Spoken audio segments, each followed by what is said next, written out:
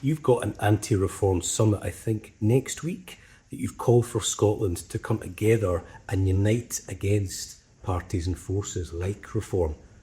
What would your message be to unionist voters who don't support independence in this by-election on how they should vote? Should they vote Labour? Should they vote Conservative and ever keep out reform? Well, I think, it's up to people to decide how they want to vote. I'll make the positive pitch for people to vote for the Scottish National Party. And I think what I've done as First Minister is bring a focus to the work of the Scottish Government and the SNP.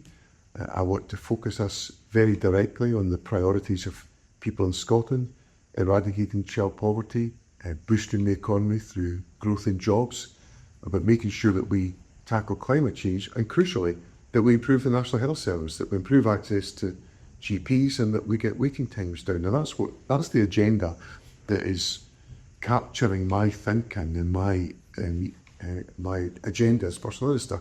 And I've got to present that positively to people and engage them in the hopeful message that the SNP offers. You mentioned the positive message, but is it also, in a sense, you want people to vote SNP to stop Farage in his tracks? Yeah, well, I want to make sure that Farage makes absolutely no headway in Scotland whatsoever. And the SNP has been doing really well at withstanding Farage.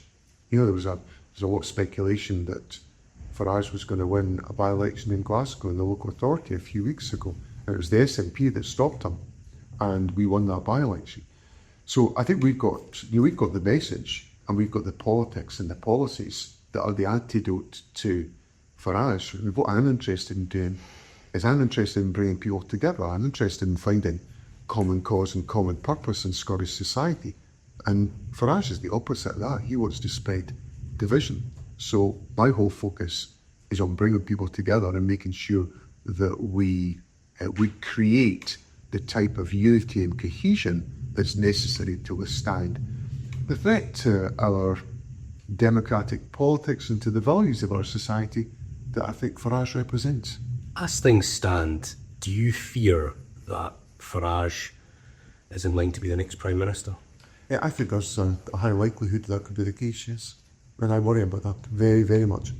What impact would that have on the United Kingdom? I think the values of the United Kingdom would be changed in an incredibly damaging way, and the values of the United Kingdom would change fundamentally in how it's perceived around the world, and that would be bad for all of us.